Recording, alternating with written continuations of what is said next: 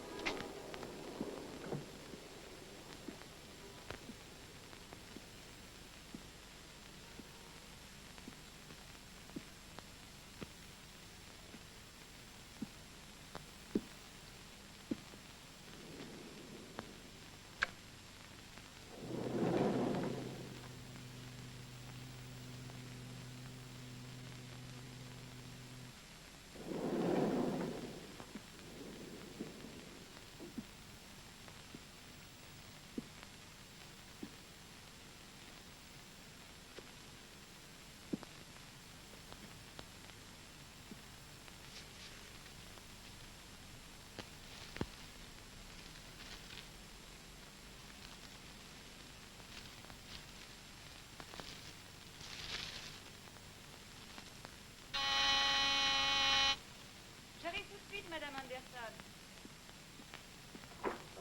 C'est gentil de m'apporter ma robe.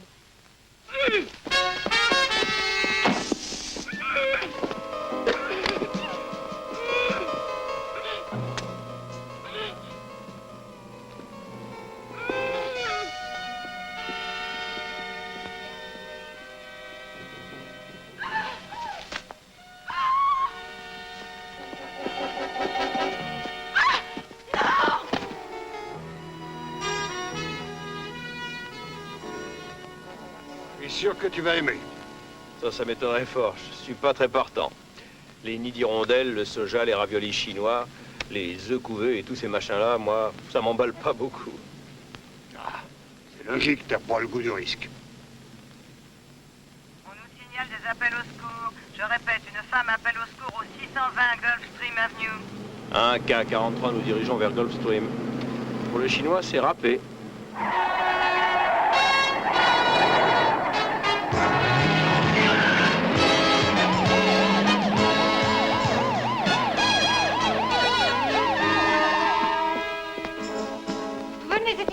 L'appartement de Joyce Clayton. J'ai entendu crier. C'est au 3e appartement, 300. Si vous voyez d'autres policiers arriver, dites qu'on est monté. Qu'ils surveillent l'arrière. Oui. On monte par l'escalier. D'accord.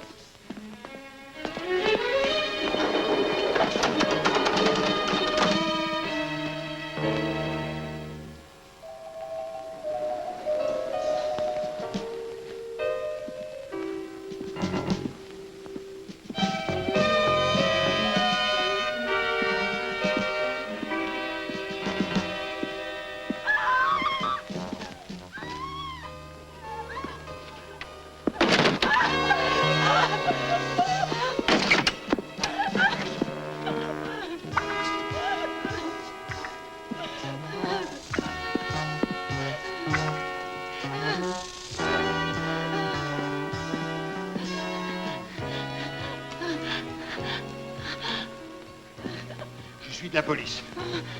Calmez-vous, madame, calmez-vous. Vous ne risquez plus rien. Je vais demander qu'on envoie une ambulance.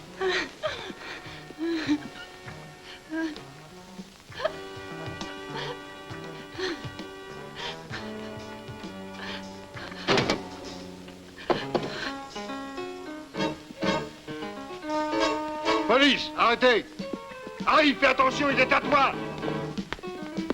Pas un geste, hein.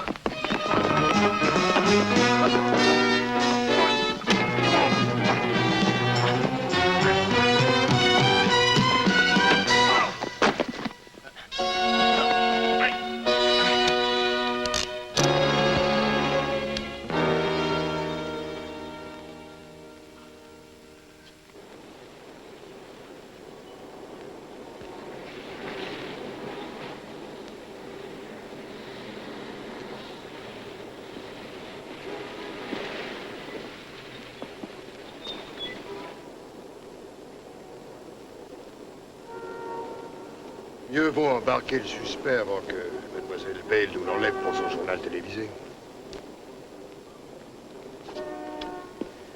Bon, allez, amène-toi.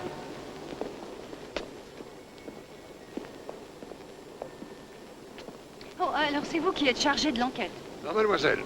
C'est l'inspecteur Miller. Oh, et c'est lui le suspect, l'homme qui bat tous les records de viol. 7 victimes en 7 semaines. Oui, c'est cette affaire-là qui nous intéresse. Merci. Désolé, De quoi? cet homme n'est pas officiellement inculpé. Il n'y aura ni interview ni photographie. Avez-vous entendu parler du premier amendement, inspecteur McLean? J'ai même lu une fois, figurez-vous. C'est pas croyable ce qu'ils sont arrivés à tirer d'un si petit paragraphe.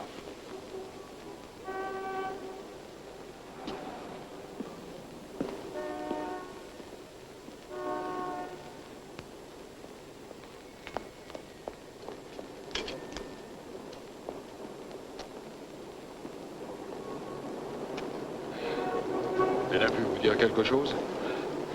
Non, rien. Elle est dans le même état que lorsque vous me l'avez confiée. Incohérence totale.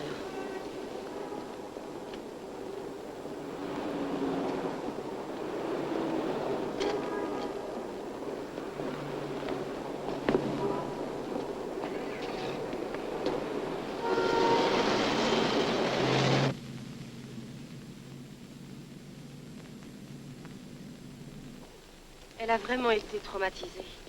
C'est effroyable.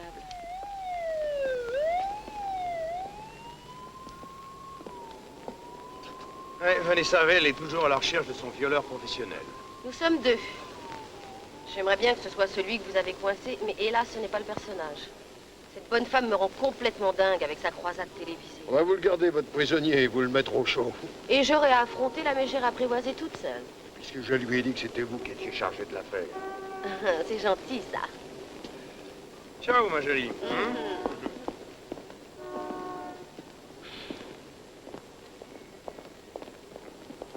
Une sacrée nana, la Miller. Hein. Oui. Aussi à l'aise dans une église que dans un bordel.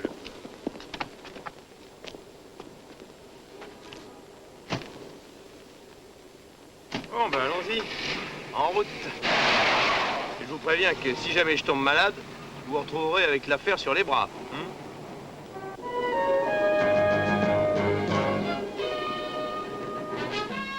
Inspecteur Gomez, contactez l'officier de service.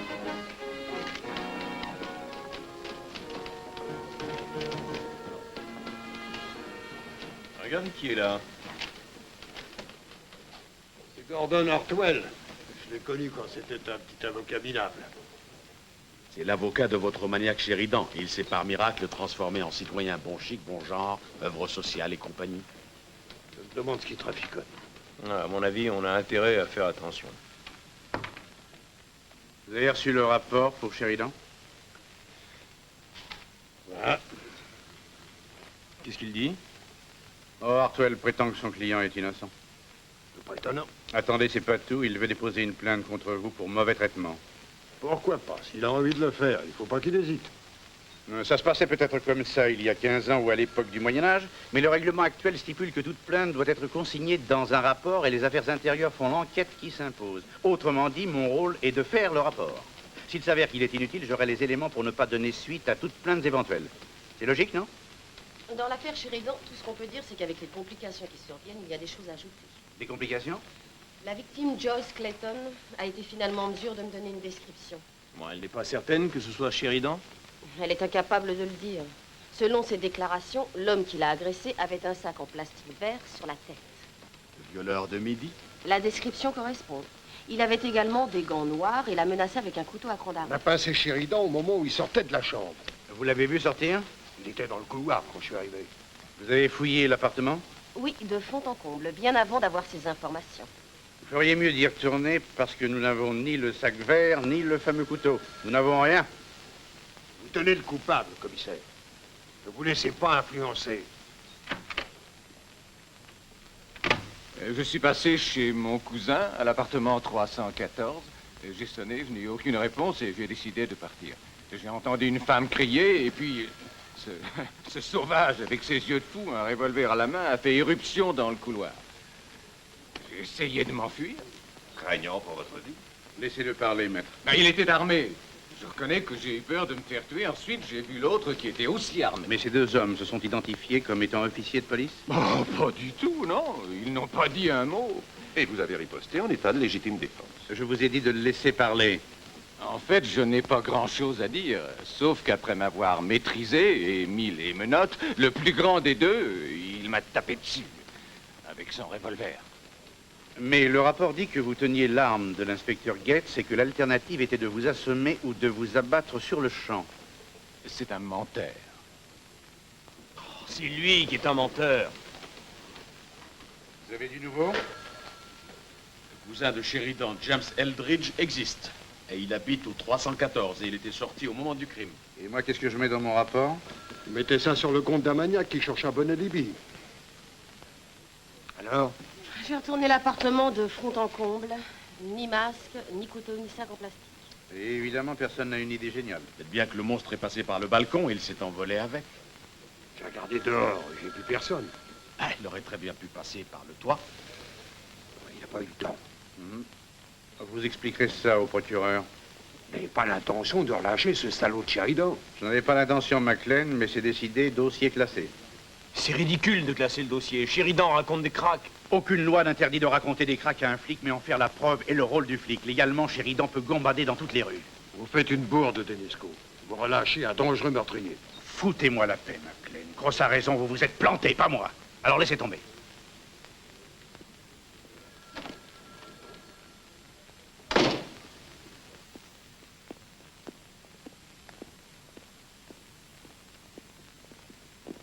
Maclay, je vous verrai au tribunal, sans doute. Oui, bien sûr, quand on l'inculpera pour ses crimes. Vous étiez vraiment obligé de lui dire ça, McLean? Obligé, oui.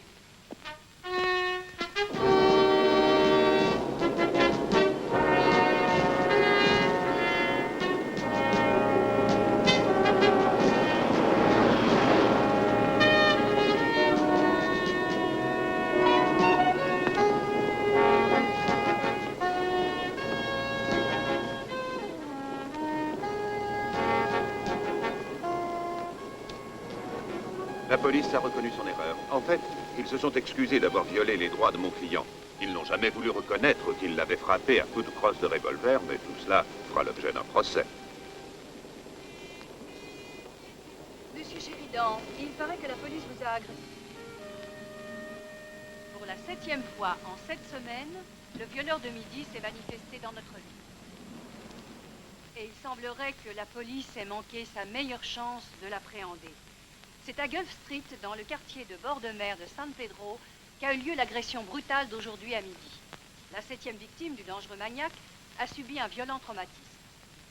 Cette femme est la seule personne capable de convaincre la police qu'elle a laissé échapper son véritable agresseur. L'homme était encore dans l'immeuble avec sa victime lorsque les premiers inspecteurs sont arrivés pour entourer le bâtiment. Comment est-ce que deux pauvres flics peuvent entourer un bâtiment? Nous sommes cependant Harry, arrivés à reconstituer... Tu seras bientôt célèbre. Pendant que la police poursuivait cet homme, le véritable meurtrier, selon toute probabilité, s'est échappé par les toits. Mais ce n'est pas tout. J'ai rencontré le suspect et son avocat à la sortie du commissariat, après que la police l'ait relâché, faute de preuves suffisantes. La police a admis son erreur. En fait, ils ont fait des excuses pour avoir violé les droits de mon client. Ils nient l'avoir frappé avec une arme, mais nous examinerons cela au cours du procès que nous intenterons. Il paraît que la police vous a agressé, monsieur Sheridan. Mais ils étaient là comme des démons et ils criaient, avec le revolver menaçant. Jamais ils ne se sont identifiés comme officiers de police. J'en ai naturellement conclu qu'ils étaient les agresseurs et j'ai voulu m'enfuir. Quand j'ai eu les menottes aux mains, un grand inspecteur m'a blessé au visage avec son pistolet. Il s'agit de l'inspecteur Jim McLean, le premier sur les lieux du crime, le premier à appréhender un homme apparemment innocent et le premier à refuser l'interview destinée à notre reportage pour réhabiliter un homme innocent. Et pendant ce temps-là, le dangereux violeur de midi court toujours. À vous, Perry. C'est sûr que ça va soigner ma publicité, ça? Celle-là, c'est pas de la tarte. Comme tu dis, c'est du massacre à la tronçonneuse, elle devrait servir d'assistante à l'ayatollah. Ah, t'as pas compris, Vanji. Les méchants, c'est nous. Il y a bien un moyen de lui clouer le bec. C'est très bien qu'on n'a pas de moyens. Ou elle est idiote. En tout cas, c'est à elle que le public fait confiance.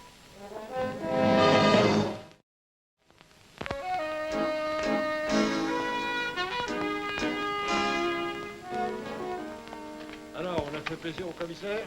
Rien au sujet du toit ne prouve la théorie de Cross. Alors essayons de prouver notre théorie à propos de Sheridan. Mais ça, au moins, c'est une idée. Écoute. Quoi? T'entends? C'est ce bruit-là qui m'a poussé à sortir dans le couloir. Et quel bruit? Écoute bien.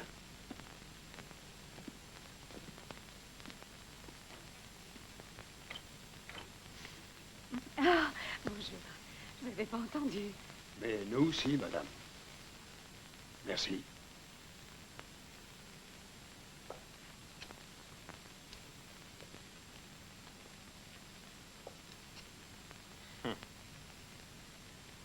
Des fois, j'ai l'impression que Dieu est très injuste.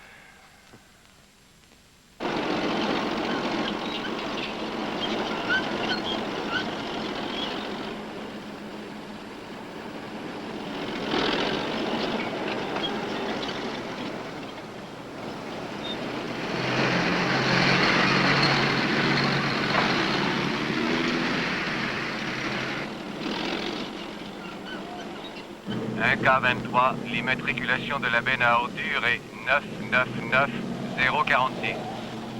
1K23, bien reçu. Les ordures ménagères confirment qu'ils sont en route. Nous approchons de la décharge. Ok, terminé.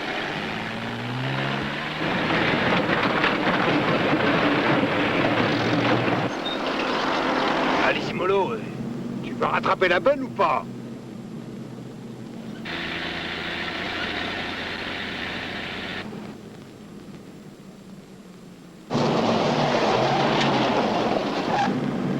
La voilà, là.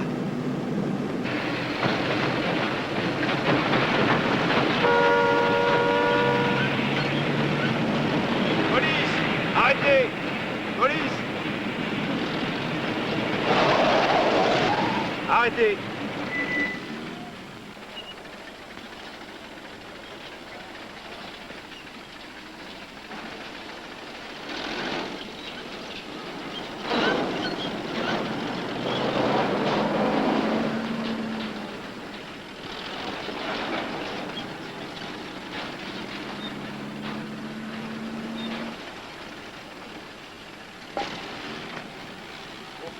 On pourrait appeler le commissaire pour lui demander des renforts, non? Ça nous aiderait? Je vois déjà la tête de Denisco. Bon, ça va, laissez tomber, les gars. On s'en occupe.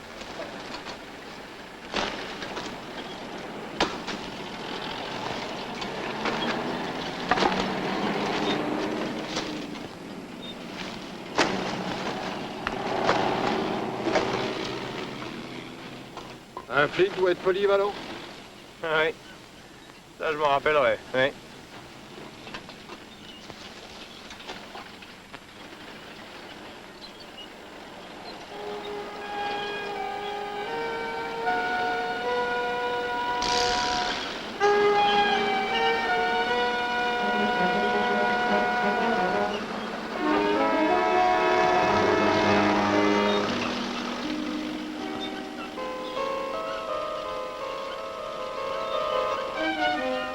Je crois bien qu'on est sur la bonne voie.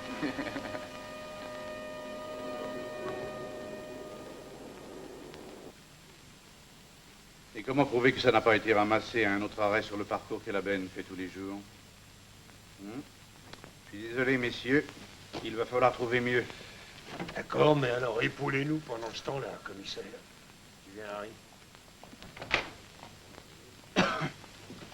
Harry? Cross, vous qui connaissez bien McLean, dites-moi très franchement, vous croyez qu'il a frappé Sheridan sans raison? Commissaire, je crois que personne ne connaît McLean. Et si jamais on touchait à mon coéquipier, je ferais la même chose. À moins que je le descende avant.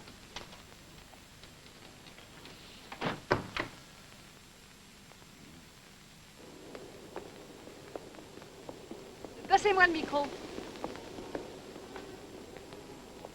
Monsieur McLean. Madame Barracuda. C'est belle. On se fait une petite interview? À propos de quoi? La suite du reportage d'hier soir. Vous avez vu mon émission à la télé?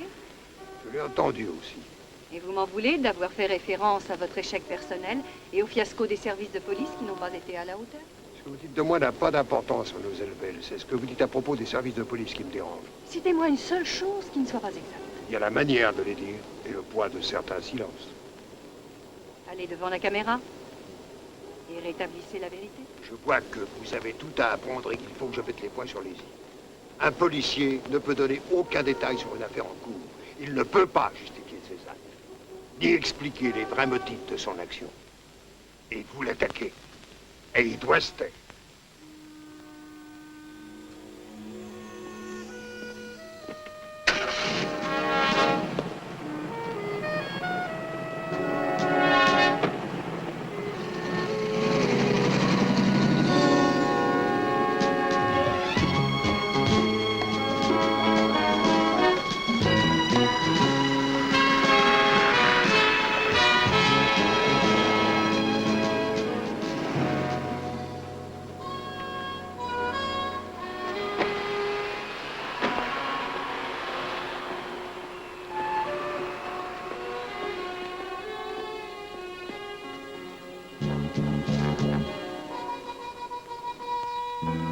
Monsieur Sheridan est parti déjeuner.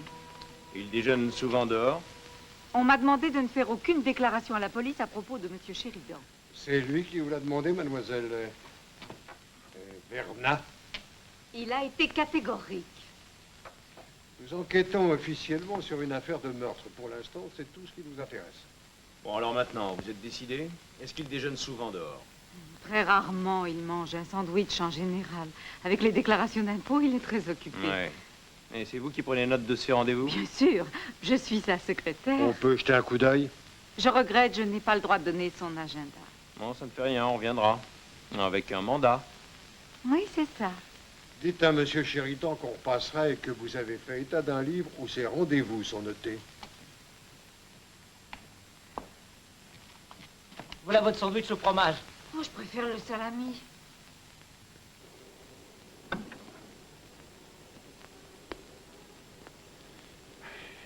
On va attendre le garçon livreur. Il connaît probablement les habitudes de Sheridan s'il lui apporte ses sandwichs. Appel à toutes les unités. Secteur 800 El Monte. Interceptez le suspect se dirigeant vers El Monte et venant de Palme. Il s'agirait d'un homme portant un masque en plastique vert et des gants noirs. C'est tout ce que nous savons. Il faut que ce soit Sheridan. Il n'y a pas à tortiller.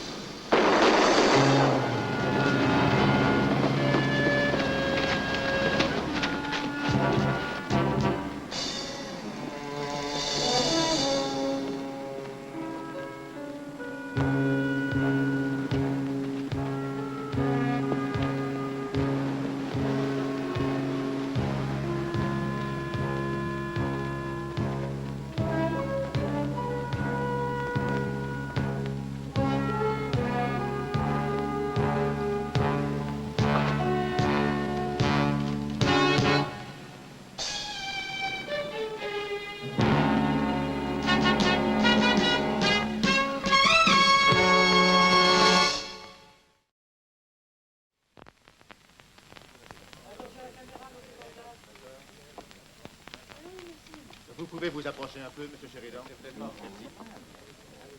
Tu y es, Vanessa? Oui. Attention, ça tourne. Midi journal, interview Sheridan, prise 1. 3, 2, top. Il y Hier, l'homme identifié comme étant le violeur de Midi a été abattu par la police alors qu'il voulait s'enfuir des lieux de sa dernière agression. Les femmes de San Pedro et des environs respirent mieux à l'heure actuelle. Et c'est la même chose pour Arnold Sheridan, l'homme qui, hier encore, faisait figure de suspect et d'assassin. Monsieur Sheridan, croyez-vous que la mort du meurtrier ait dissipé les nuages de soupçons qui s'accumulaient au-dessus de votre tête? En fait, les seuls soupçons nourris à mon égard se trouvaient dans l'esprit des deux inspecteurs. À qui vous faites un procès pour arrestation arbitraire et coups et blessures? Oui, aux deux inspecteurs et à la municipalité. Et j'ai même encore une autre raison de les attaquer. Pour quel motif? Discrimination. En dépit du fait indiscutable que j'ai été blanchi par leur supérieur, le commissaire Denisco, et le procureur, les deux mêmes inspecteurs sont allés à mon bureau. Et pour quelle raison y sont-ils allés? Ils ont menacé ma secrétaire. Ils voulaient l'obliger à donner des renseignements à propos de mes affaires personnelles et la pauvre était en larmes quand je suis rentré. Ce sont là des accusations sérieuses auxquelles la police de San Pedro devra répondre sans trop attendre. Toutefois, j'ai eu l'occasion de parler avec l'un de ces deux inspecteurs aujourd'hui et je dois admettre en toute franchise qu'en tant qu'inspecteur, les accusés n'ont malheureusement pas le droit de répondre, ce qui ne facilite pas un travail déjà bien difficile. C'était Vanessa Vale. Merci de votre attention. Arrêtez la bande. Il y a un appel pour toi au contrôle, Vanessa. Je viens. Ça va passer quand sur l'antenne? Au journal de midi aujourd'hui. Je garderai, merci.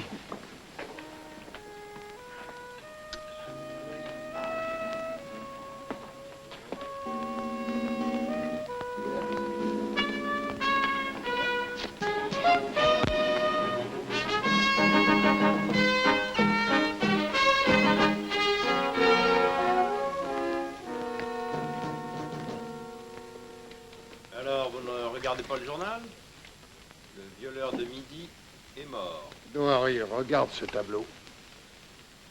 Estella Denning, 27 ans, blonde. Hilda Holquist, 28 ans, blonde. Margaret Flowers, 30 ans, blonde. Joyce Clayton, 27 ans, blonde. Sarah Cates, 57 ans, brune. Et ce n'est qu'un début, attendez.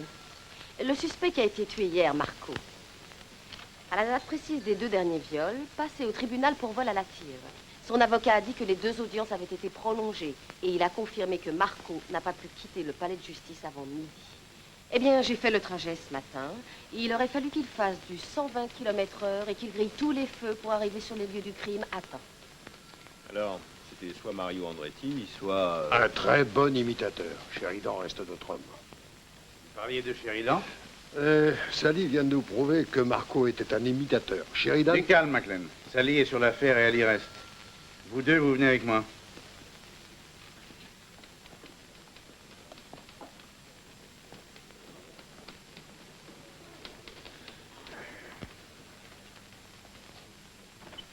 Il est clair que l'affaire Sheridan est plus difficile qu'on n'aurait pu le prévoir. Alors avant que ça passe à la télévision, je vous signale que le patron vient de donner une conférence de presse. La commission d'enquête doit avoir lieu lundi prochain et vous aurez à répondre à la plainte de Sheridan pour abus de pouvoir, coups et blessures. Qui chaînent pas, on pourrait leur donner nos flingues et nos insignes. C'est un scandale dont je me serais bien passé. Jusqu'à ce qu'on vous blanchisse et Dieu fasse que ce soit le cas, je vous demande de garder vos distances avec Sheridan et avec l'enquête. Ce sera tout.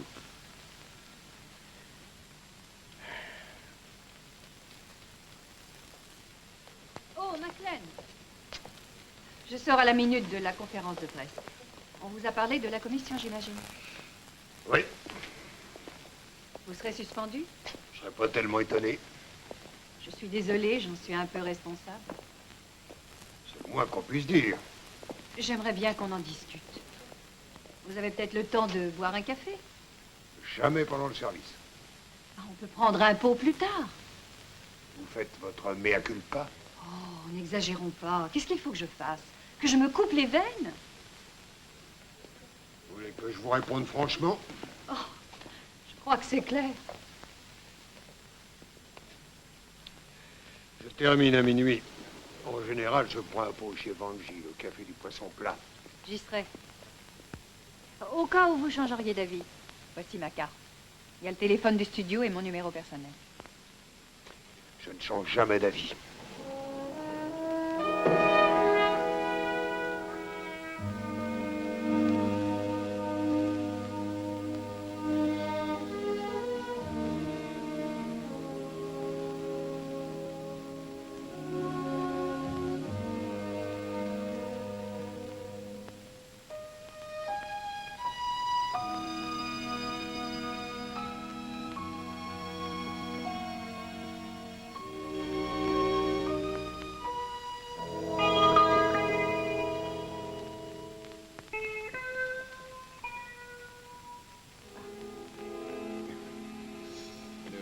l'inspecteur m'a promis une bande de l'interview.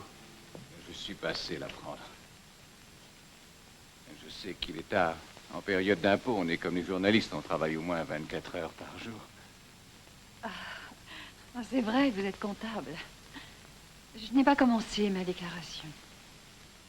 Voulez-vous que je la fasse? Gratuitement, bien sûr. Ce serait vraiment avec plaisir. On fait des heures supplémentaires. Oh, Jimmy, non, justement, je faisais un petit peu de rangement.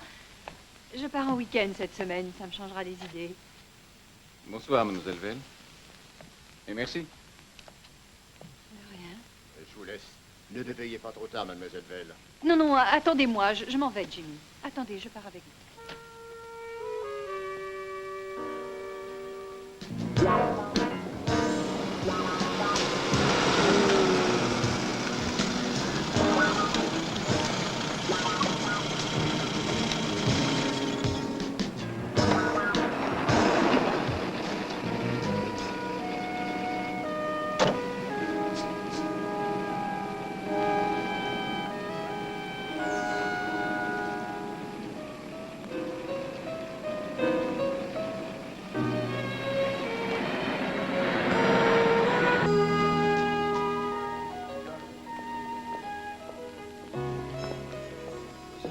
Bonsoir.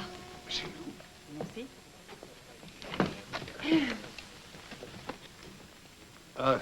Vanji, mademoiselle Vanessa Vell. Bonjour. Je vous ai vu à la télévision. Oh, Qu'est-ce que je vous sers? un cognac, s'il vous plaît. Aucun alcool de luxe. Bière ou vin au choix. Ah, bière? C'est ce qu'il me faut. Ce n'est pas ma plus fervente admiratrice. Vous avez vu les infos de 11 heures? Ils ont repassé mon interview de Sheridan. Je travaillais. Eh bien, j'ai essayé de faire un redressement de la situation. C'est ce qu'on m'a dit. Je suis venue pour ça. Je tiens à m'excuser. Je voulais dire ce que j'ai dit, mais sans doute pas aux dépens de quelqu'un. Je peux vous l'assurer. Merci. À la conférence de presse, j'ai constaté que les choses avaient pris des proportions énormes. Mais il y a au moins quelque chose de positif, c'est terminé. Le violeur de Midi est mort. Excusez-moi, mais qu'est-ce qui vous fait croire ça? Le fait de l'avoir dit à la télévision qu'il était mort, ça vous suffit? Mais il est mort!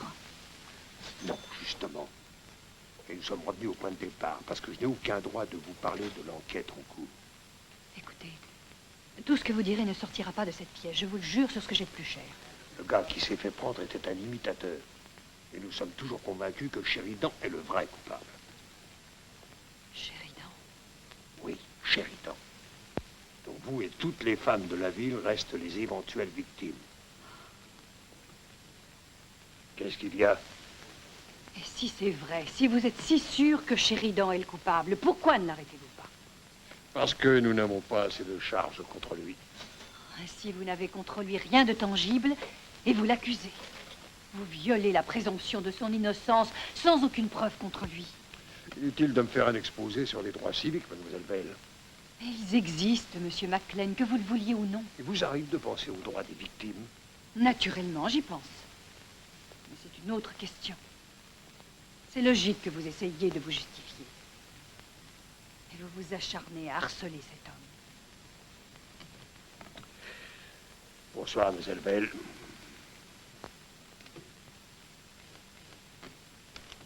Je m'en vais. Soyez tranquille.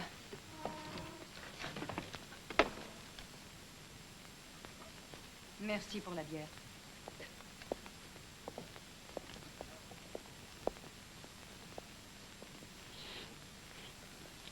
Je crois qu'elle est folle de moi. C'est évident.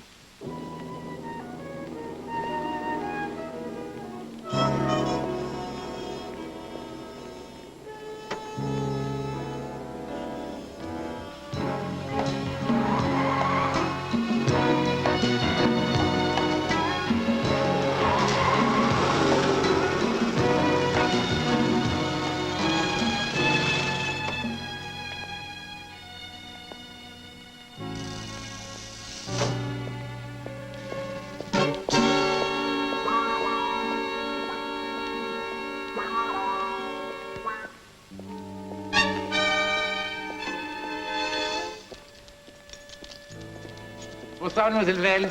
Vous vous couchez tard, dites donc. Vous aussi, monsieur Schneider. Ah, ils ont passé un vieux film. Eric n'a aucune idée de l'heure, mais au moment où on est à la télé, il n'a qu'une hâte, c'est que je le descende faire un tour. Qu'est-ce que t'as, mon pépère, hein? Bonsoir. Bonsoir. Allez, viens.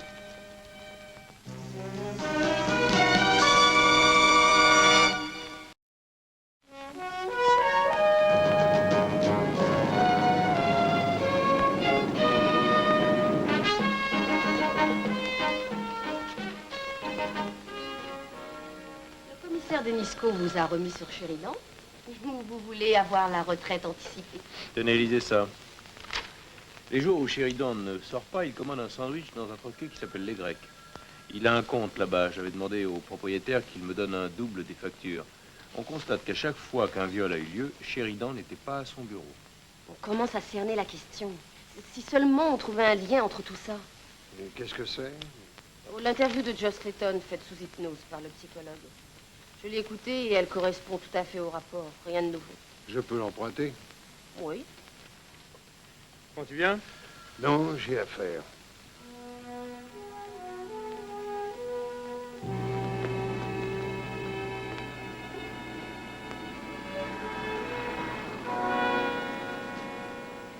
Je termine ma vaisselle. La pendule indique 11h30. Le tapis est sale. J'ouvre la fenêtre du balcon. Je secoue le tapis sur le balcon. Le téléphone sonne. Je rentre pour décrocher. Allô? Allô? J'entends un déclic, puis la tonalité. Je suppose que c'était une erreur. Je termine ma vaisselle. La pendule indique 11h30.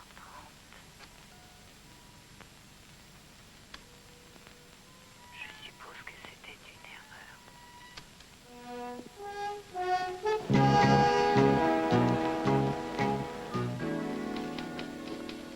Où étiez-vous?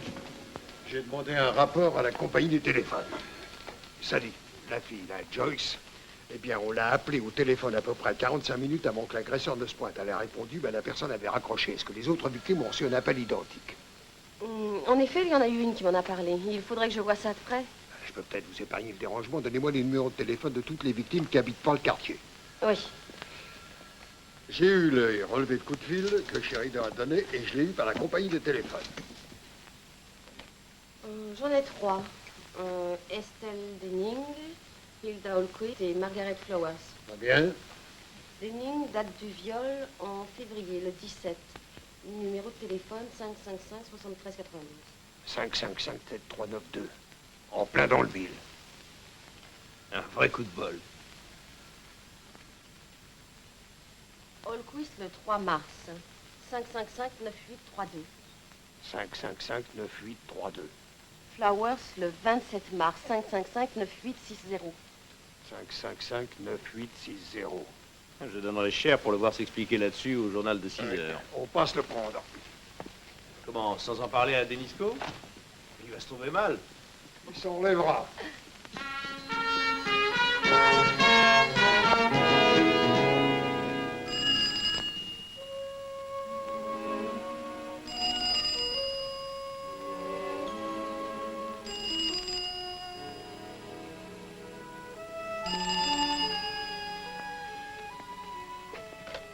Allô? Allô?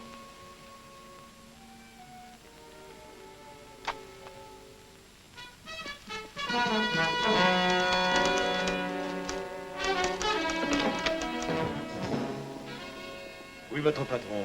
Je ne répondrai à aucune question. Si vous voulez contacter Monsieur Sheridan, j'ai le numéro de téléphone de son avocat.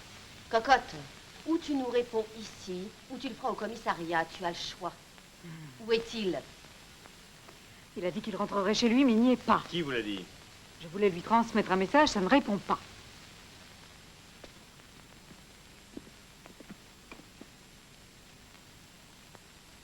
Jim.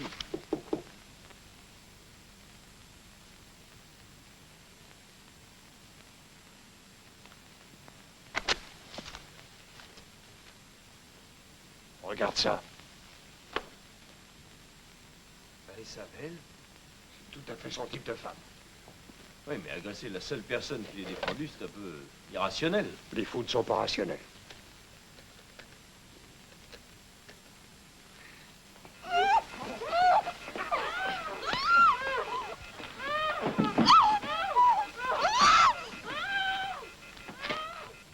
Mademoiselle, ici la police. J'ai besoin d'appeler un numéro qui sonne occupé depuis tout à l'heure. Et vous pouvez me donner la ligne? Merci. Le téléphone est décroché. En route. On va s'occuper de votre déposition. 1K23, nous roulons en code 3, réseau 810 ouest. Possibilité nouvel attentat, demandons renfort. 1K23, bien reçu.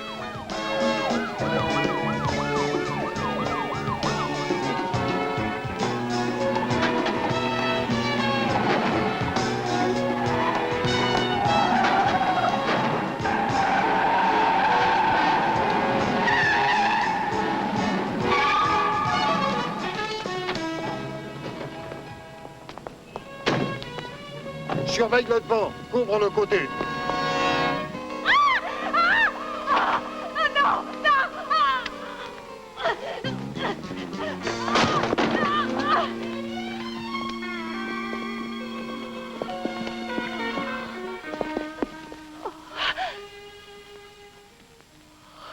Monsieur McLean, Tout va bien. Vous n'avez rien à craindre. pourquoi avez-vous été si lent? Oh, quelle horreur!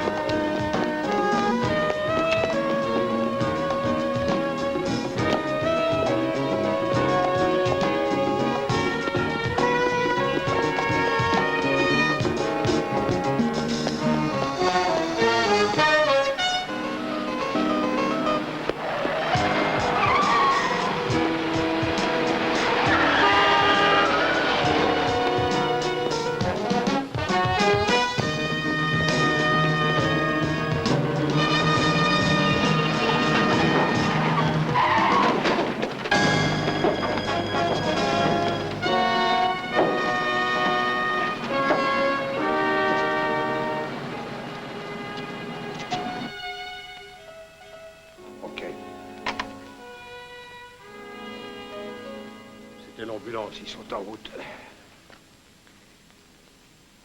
Ne partez pas avant qu'ils arrivent. Non.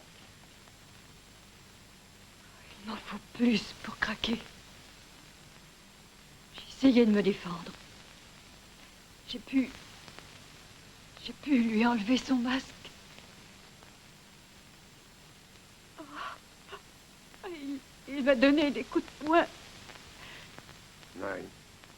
Je suis pas une femme qui s'apitoie sur son sort. Je veux qu'il paye ce qu'il a fait. Vous accepteriez de témoigner?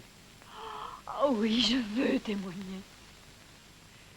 Ça va nuire à ma carrière, mais je veux témoigner.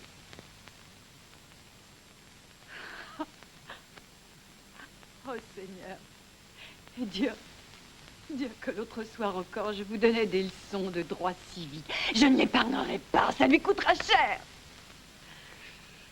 Voilà un langage que j'aime entendre. N'ayez crainte.